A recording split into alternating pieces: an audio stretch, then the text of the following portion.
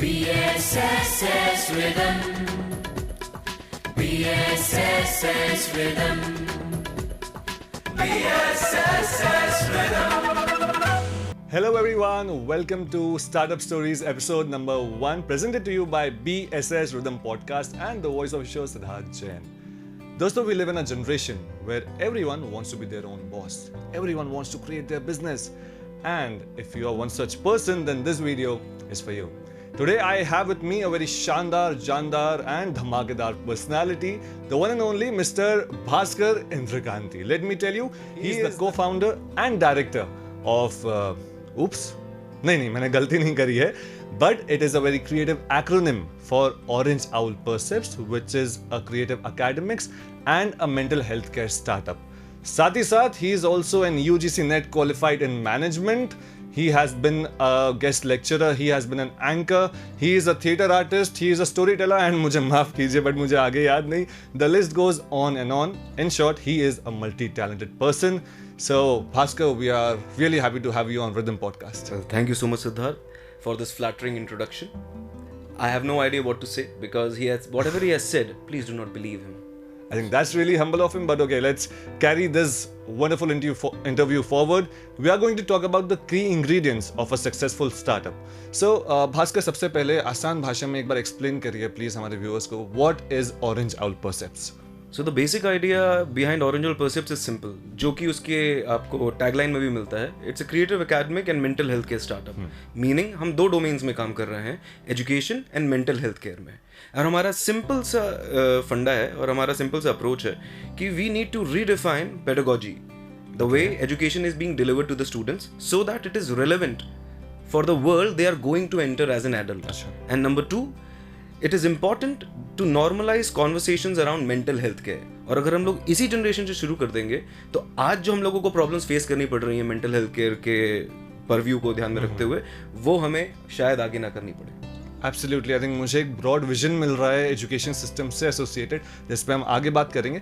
But before that, Bhaskar, बहुत सारे जो यंगस्टर्स हैं वो एनर्जी तो रखते हैं, बट कहीं ना कहीं डरते हैं कि यार हम अगर स्टार्टअप शुरू करेंगे तो हो सकता है कि इन्वेस्टर्स ना मिलें, हो सकता है कि वो लॉन्ग रन में फेल हो जाएं. So how did you gather this courage to build a startup? Well, I'm a huge fan of Assassin's Creed और उसमें leap of faith नाम की एक चीज़ होती है. Okay. I took that. So मैंने शुरुआत करी like any middle class boy with a job. I was in the year 2015 I began working as a professional with Z Television. I was in Mumbai, then I was in Delhi.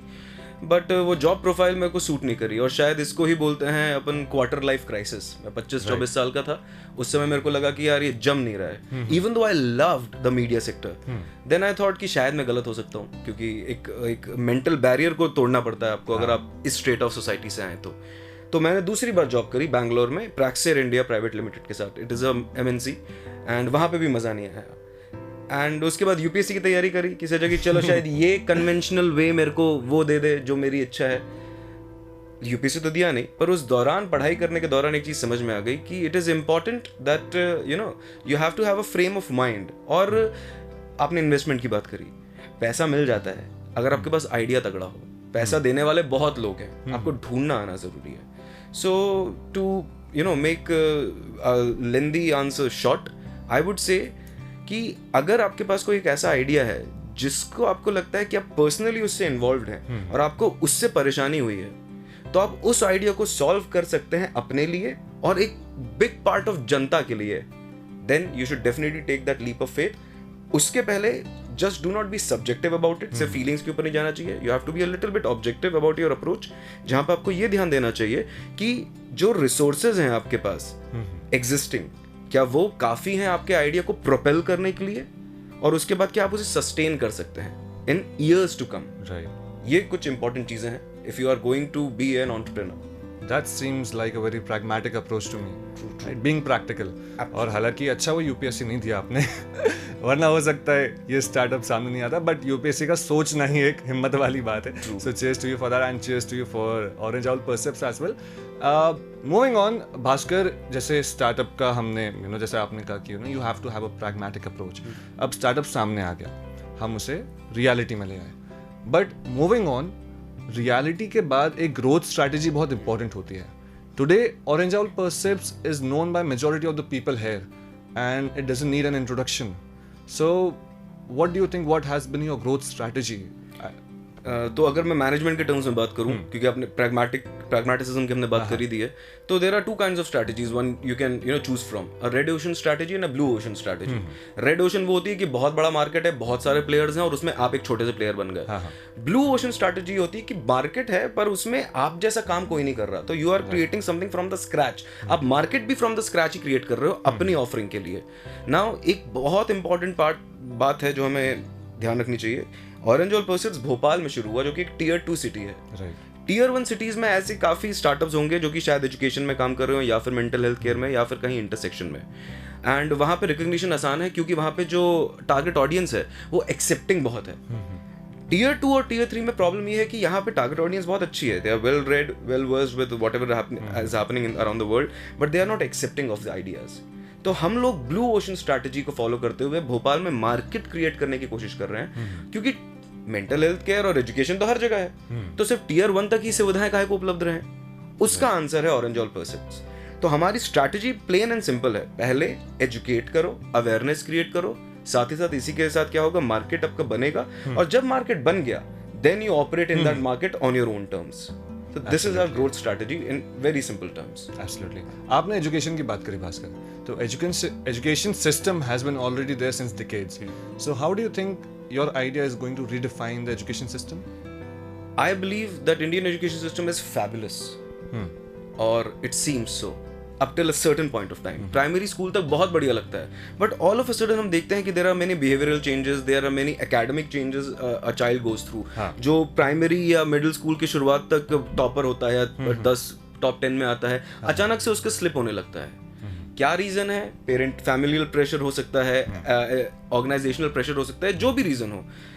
The reason is not as important as to identify and accept that reason. क्योंकि अगर कोई problem को solve करना है, then you need to acknowledge that problem. मुझे लगता है हमारे एजुकेशन सिस्टम में बहुत समय से प्रॉब्लम को एक्नॉलेज नहीं किया गया है. The thing is, अभी हम क्या करते हैं कि हम थ्योरी बताते हैं, 90% थ्योरी बताएंगे, 10% प्रैक्टिकल कराएंगे और बोलेंगे कि तुम समझ में आ चुका होगा, लेट्स मूव ऑन. तो सिलेबस कंप्लीशन के ऊपर बहुत ज्यादा फोकस किया जाता है. And it is not the fault of the schools, it is how things are done.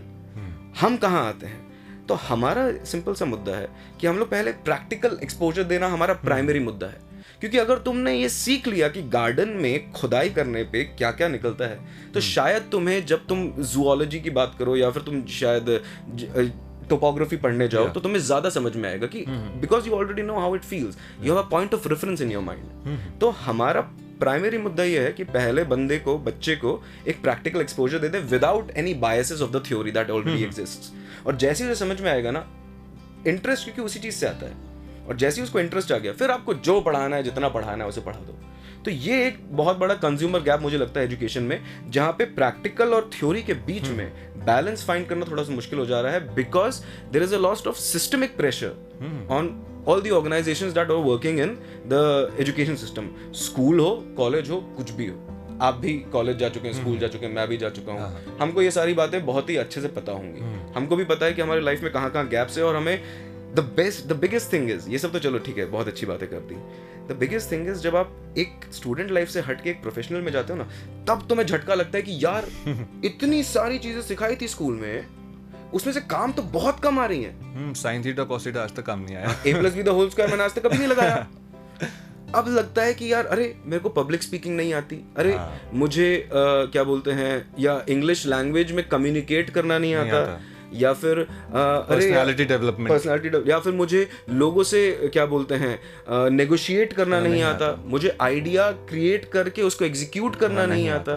तो ये सारी चीजें क्या है? यही सारी चीजें you need in real life. Right. United Nations का वर्ल्ड इकोनॉमिक फोरम के तहत हर साल वो लोग इंडेक्स निकालते हैं, हर 5 साल में. तो अगर आप ध्यान से कभी जाके आपको मौका मिले ना, आप देखेंगे ना, so there are a few set of skills. 10 skills बहुत इंपॉर्टेंट होती हैं. स्किल डेवलपमेंट में काम कम हो गया है, and theoretical knowledge and rote learning, जो कि बहुत सालों से लोग भी बोले जा रहे हैं, वही चीज आज भी परसिस्टेंट है. बस डिजिटाइज कर दिया गया है, टेक्नोलॉजिकली एडवांस तरीके से ये चीज कर रहा है. मेरा ये मानना है. ओके अच्छा, एक कहावत है कि we must bring our thoughts into action, और जब मैं ऑरेंज ऑल परसेप्ट्स के बारे में रिसर्च कर रहा था तब मुझे पता चला एक यूनिक कंसेप्ट के बारे में, that is social emotional learning. Can you please throw some light on that factor? Absolutely. So हमारा ईयर 1 बिफोर द पैंडेमिक, हमारा ईयर 1 में हमें एक लीडर स्कूल ने भोपाल के हमें एक प्रोजेक्ट दिया कि यार एंटी बुलिंग के ऊपर कुछ बनाओ तगड़ा सा मॉड्यूल, क्योंकि बहुत बुलिंग के इश्यूज चल रहे हैं मिडिल स्कूल में. हमने बोला ठीक है सर. हमारा काम बहुत ही सिंपल तरीके से, जैसे कि हमारा अगर विजन स्टेटमेंट की बात करें, so we are trying to bridge gap between 3 things: science, philosophy and experience. ये 3 चीजों को मद्देनजर रखते हुए हम लोगों ने एक एंटी बुलिंग के ऊपर मॉड्यूल बनाया जो कि पूरे एकेडमिक ईयर के लिए चल रहा था. हमने प्री टेस्ट किया, बच्चों के साथ काम किया वीकली बेसिस पे, पोस्ट टेस्ट किया, एक अच्छा सा हमने उनको क्वांटिटेटिव रिसर्च आखिरी में दी एडमिनिस्ट्रेशन को. They were very happy with our work. Year 2 में हमें उन्होंने बोला कि यार अब सोशल इमोशनल लर्निंग पे काम करो ना. Social emotional learning is not a new concept, हर जगह काम करता है, इंडिया में भी धीरे धीरे आ रहा है, पर बिट्स एंड पीसेस में. तो अब सोशल इमोशनल लर्निंग क्या है? It is primarily about addressing issues in any individual from any age group about be it behavioral issues और cognitive issues, किसी भी प्रकार के issues हो. So हमारे जो सोशल इमोशनल लर्निंग के मॉड्यूल का नाम कुकून है. कुकून तो मतलब वही लार्वा निकल के बटरफ्लाई बनेगा वाली जो हमारी डेवलप होगा सुकून में एनालॉजी हमारी ये चल रही है. एंड इसके अंदर हम लोग बात करते हैं कॉग्निटिव डेवलपमेंट के बारे में कि भाई दिमागी तौर पे अंडरस्टैंडिंग क्या होनी चाहिए. हम लोग बात करते हैं बिहेवियरल इश्यूज के बारे में, एंटी बुलिंग भी इसका एक बहुत बड़ा पार्ट है, इमोशनल इंटेलिजेंस इसका बहुत बड़ा पार्ट है, क्रिएटिव इंटेलिजेंस इसका बहुत बड़ा पार्ट है. तो ये सारी चीज़ें जो कि रोज़मर्रा की ज़िंदगी में हमें ज़रूरत पड़ती हैं और जिसकी वजह से हम सिंपैथेटिक या एम्पैथेटिक इंडिविजुअल बन सकते हैं, वो सारी चीज़ें हम सोशल इमोशनल लर्निंग के मॉड्यूल के तहत, कुकून के तहत एड्रेस करने की कोशिश कर रहे हैं. ये भी एक एकेडमिक ईयर लॉन्ग प्रोग्राम है 10 महीने का, जहाँ पे अभी हम लोगों ने जो मॉड्यूल्स बनाए हैं वो मिडिल स्कूल के लिए हैं, हाई स्कूल के लिए हैं और अडोलसेंट्स के लिए हैं. Okay. So this is the approach that we are following of pertaining to the domain of social emotional learning. वैसे ये बात एज के हिसाब से सही जाएगी नहीं, बट आई रियली विश्ड कि आप मेरे स्कूल में मेरे टीचर होते तो मुझे भी ये यूनिक कॉन्सेप्ट हमें मिलता. But I really hope that we are soon going to see this concept being applied to various institutions.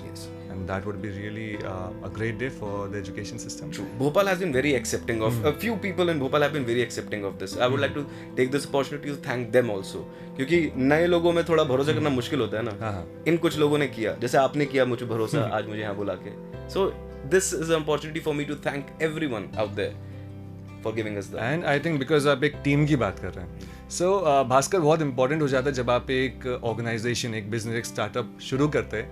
वो आई थिंक अकेले तो कोई इंसान नहीं कर पाया है आज तक. You need to have a dedicated team. So let me talk you through to your team. What has been the team of Orange Owl percepts been like, and how important is the team work for a successful startup? So the Orange All Percepts team is fabulous. सब उल्लू हैं but ऐसे उल्लू हैं जिनको एक ऐसा perspective वो लाते हैं हमारे काम में जो कि इररिप्लेसेबल है. आज तक हमारे टीम में ऐसी कोई पोजीशन नहीं बनी है जहां पे किसी को रिप्लेस कर दिया जाए. क्योंकि मेरा सबसे पहला इंपॉर्टेंस ये है कि हम सब लोग बोलते हैं हम इंडिविजुअल्स हैं, इंडिविजुअलिटी को रिस्पेक्ट करो, फलाना ठिकाना. पर मैं कॉर्पोरेट वर्ल्ड में रहा तो मेरे को पता था कि आज मैं गया ना तो कल इसी चेयर पे कोई और आ जाएगा और कोई मेरे को याद भी नहीं करेगा. This is a feeling I wanted to counter. और यही फीलिंग मैं अपने टीम मेंबर्स में देखता हूँ और यही फीलिंग मैं उनको मोटिवेट भी करता हूँ कि तुम यहाँ से जाओगे तो याद रखना तुम्हारी छाप हमेशा यहाँ रहेगी. You will never be replaced. Your work will be it will be moved ahead.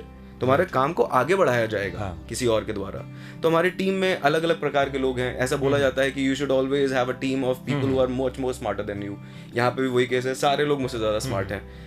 Design background के लोग हैं हमारे पास, लॉ के बैकग्राउंड के लोग हैं, साइकोलॉजी के बैकग्राउंड के लोग हैं, म्यूजिक बैकग्राउंड के हैं, थिएटर के बैकग्राउंड के हैं, मैनेजमेंट का मैं खुद हूँ, लैंग्वेज के बैकग्राउंड के लोग हैं. तो we have a very eclectic team of individuals and you will be surprised to know set कि हमारी जो टीम है उसमें मैक्सिमम लोग स्टूडेंट्स हैं.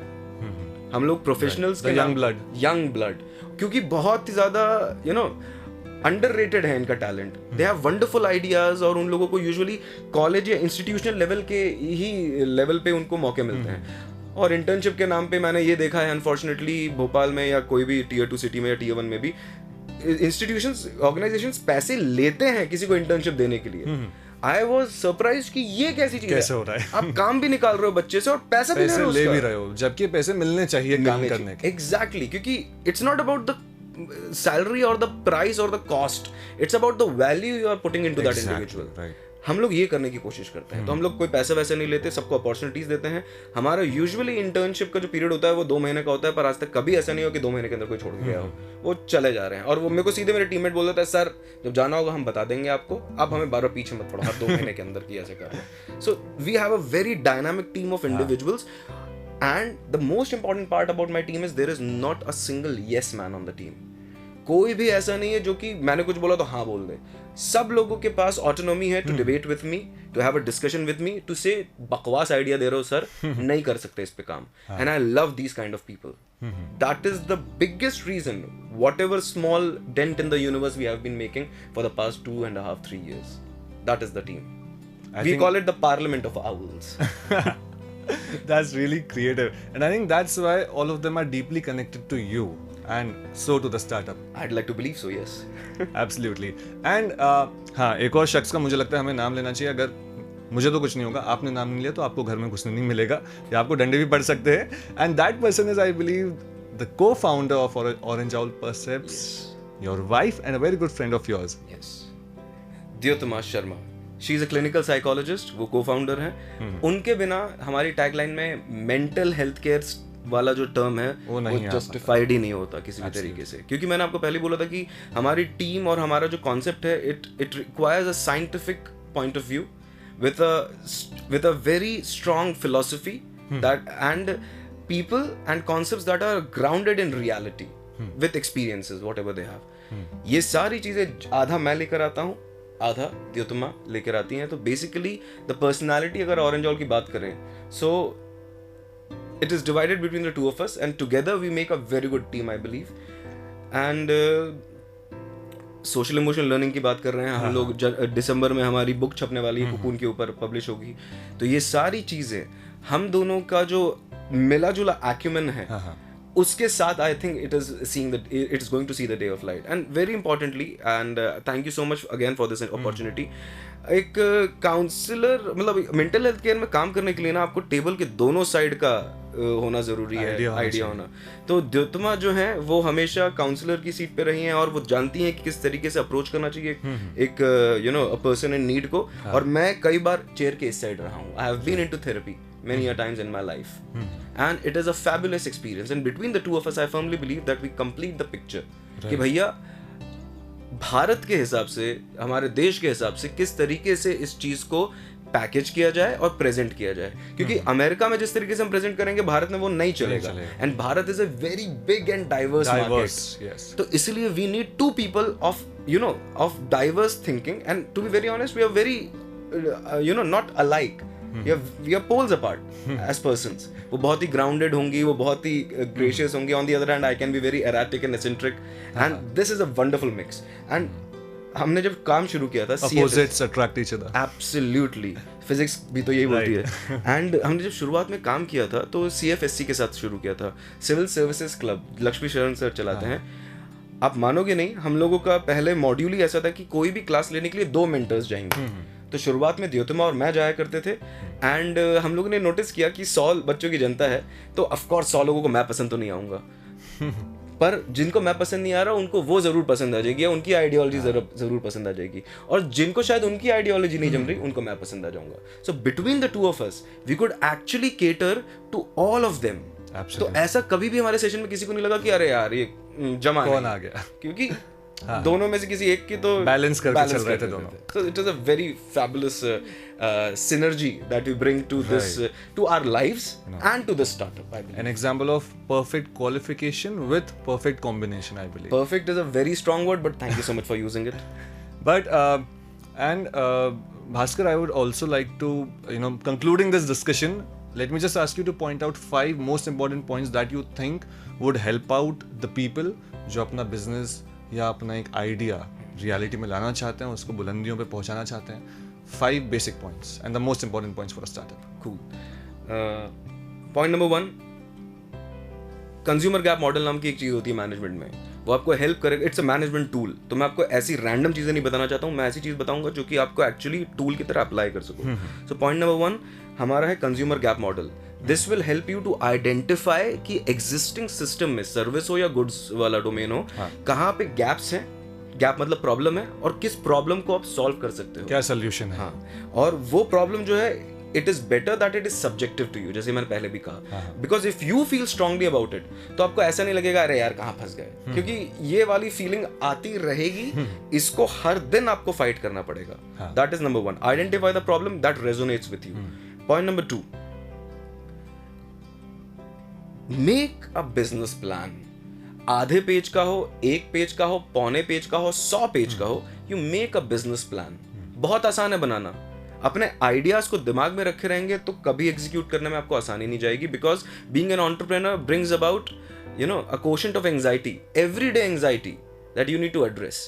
तो दूसरी चीज है बिजनेस प्लान बनाइए, अच्छे से मार्केट को स्टडी करिए, देखिए, जानिए, परखिए कि कौन लोग काम कर रहे हैं, कंपटीशन को स्टडी करिए, और उसके बाद आप किस तरीके से अपने जो ऑफरिंग है, सर्विस या गुड्स प्रोडक्ट ऑफरिंग है, उसको आप पोजीशन कर सकते हैं, क्योंकि आपको इररिप्लेसेबल होना है, जैसे मैंने बोला, right. You can not be like Pepsodent Colgate, नमक वमक के बीच का पीओडी नहीं चलेगा। POD is point of differentiation. तो पॉइंट ऑफ डिफरेंशिएशन को आपको बहुत स्ट्रांग करना पड़ेगा। पॉइंट नंबर 3, जितना भी डॉक्यूमेंटेशन लगता है किसी भी कंपनी को शुरुआत करने में, और अगर आप सीरियस हैं तो पहले 6 महीने के अंदर अंदर उस डॉक्यूमेंटेशन को कंप्लीट करिए, जैसे कि कंपनी का रजिस्ट्रेशन, उसकी ब्रांड आइडेंटिटी को बिल्कुल अच्छे से आप सॉलिडिफाई करिए, क्योंकि आपको याद रखना पड़ेगा आप कंपनी नहीं, आप एक ब्रांड क्रिएट कर रहे हो। That is very important. आपको हमेशा डिफरेंशिएशन याद रखना पड़ेगा, कंपनी क्या होती है, ब्रांड क्या होता है। इंट्रिंसिक वैल्यू नाम की एक चीज होती है। तो ब्रांड क्रिएट कर रहे हो, उसके लिए आपको जितने भी डॉक्यूमेंटेशन लगे, ट्रेडमार्क, कॉपीराइट, रजिस्ट्रेशन, ये सारी चीजें हो गई। तीसरा, बैंक अकाउंट खुलवाइए पहली फुर्सत में, क्योंकि डे 1 से अगर आपके अकाउंट्स सीमलेसली अलाइंड होंगे तो फ्यूचर में, जैसे तुमने बोला था कि शायद हमें जरूरत पड़े कोई एंजल इन्वेस्टर की या किसी भी प्रकार के आउटवर्ड फाइनेंशियल हेल्प की, तो वहां पे भी आपको ये चीज हेल्प करेगी।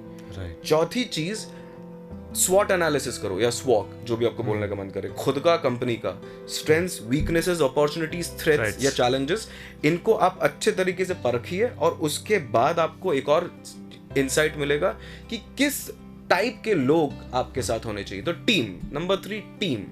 आप अपनी टीम को इतना अच्छा बनाइए और ऐसे लोगों को लेकर आइए, जैसे मैंने पहले बोला, यस मैन नहीं होना चाहिए टीम में, आपको ले डूबेंगे यस मैन। ये बहुत इंपॉर्टेंट चीज है। तो अपनी टीम को एक एक्लेक्टिक ग्रुप बनाइए, and you always need to be, if you are in a leadership position, make sure कि आपका जो ऑर्गेनाइजेशनल स्ट्रक्चर है, जब टीम आती है, तो वो वर्टिकल ना हो कि रिपोर्टिंग कर रहे हैं पहले किसी को, फिर ऊपर नंबर 1 बॉस की तरह फीलिंग कभी नहीं रखना।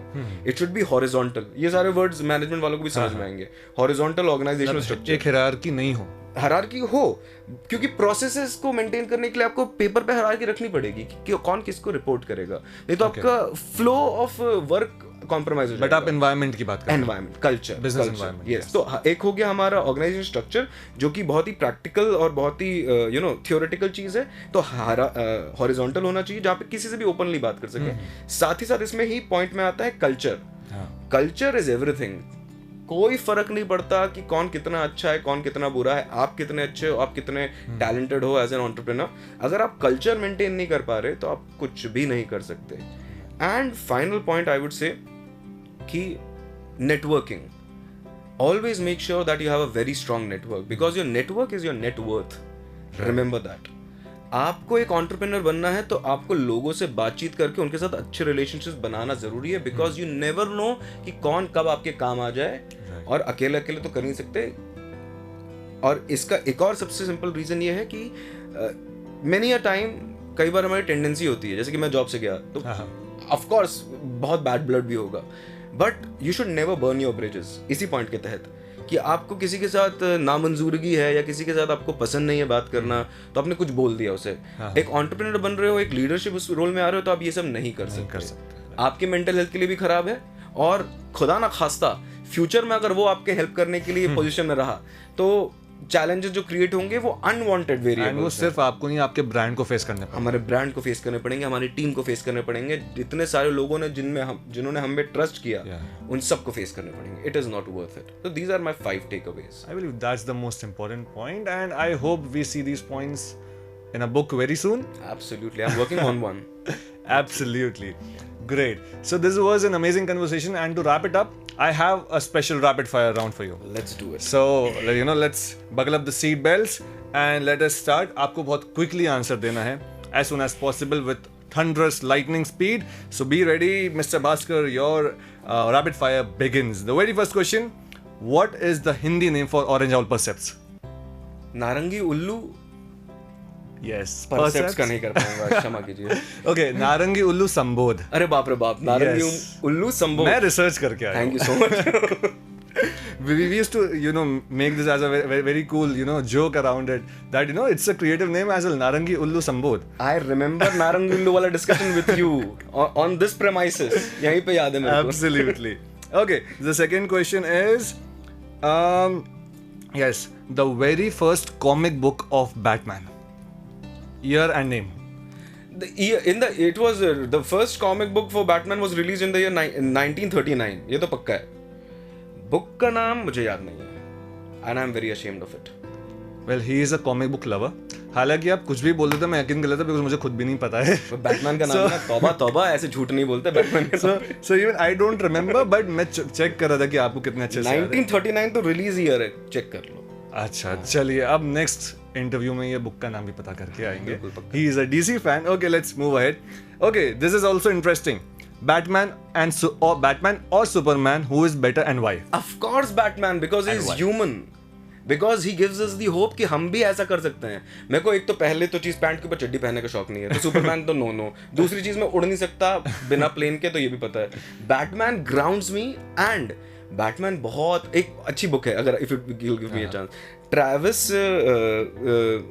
लैंगली की बुक है, Batman and psychology. For me, Batman has been the true inspiration throughout my life to be stronger. Plain and simple. He has given me the grit to do whatever I'm doing, all the crazy stuff I do in my life. And he's also a billionaire. He is also a billionaire. His superpower is being a billionaire. Exactly. Yes. Okay. Your wife's favorite ice cream? Rapid fire है. तुमने ice cream पूछा ना, उनको सारे sweets पसंद हैं. तो orange candy, then wildberry cheesecake, and she loves Cremor's freshly churned dairy milk ice cream. Okay, we'll wait for her to be here and cross-check the facts. Till then, her favorite poet? Ghalib. Okay. If you could turn invisible for a day, what would you do? If I could turn invisible for a day, what would I do? It's a rapid fire. You're playing it really slow. I am so sorry. What would I do? I am so sorry. If I was invisible for a day, what would I do? I would go into any superstore and get all the comic books and all the Batman action figures I could. Yes. I expected that. Absolutely. I thought you would be after the Batman costume.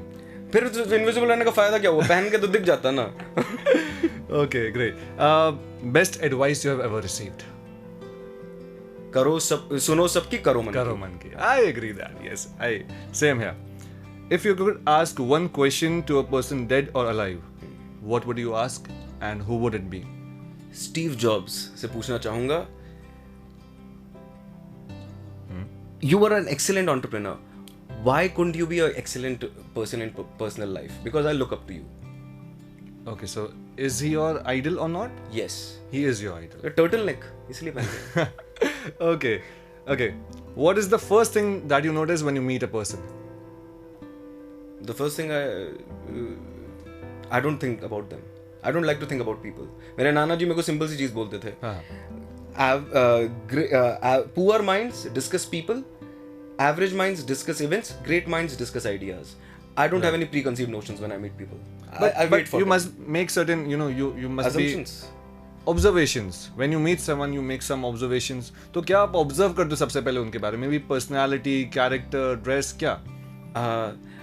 मेरे को वो जो शब्द use करते हैं ना, I am very particular about words. Language मैं बहुत ज्यादा उन पे फोकस करता हूँ कि क्या शब्द यूज कर रहा है मुझसे बात, किसी से भी बात करने के लिए actually.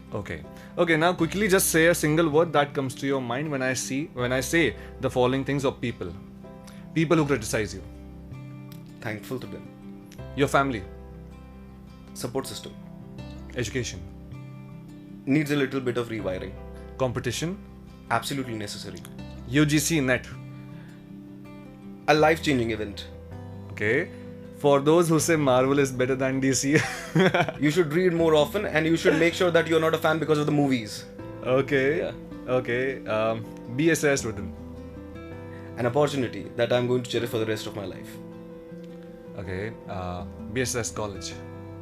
Forever competition. Because I'm an pass out of excellence. The voice of your show. You. Right. You. There is no other person who can justify this particular title. Okay, I am obliged. And lastly, yourself. Work in progress. I like that. Absolutely. So that's a wrap up. Thank you so much, viewers, for having this conversation. Thank you so much, Mr. Bhaskar, for being there. I hope you enjoyed this conversation. And I am sure that we are going to cherish this wonderful interview for a long, long time. Thank you. All the best. And मैं चाहूँगा कि आपके और सभी के जीवन में रहे सुख चैन. मेरा नाम है Siddharth Jain. Signing off on that light note. Thank you so much. Bye bye. Take care. Stay tuned to BSS Rhythm Podcast.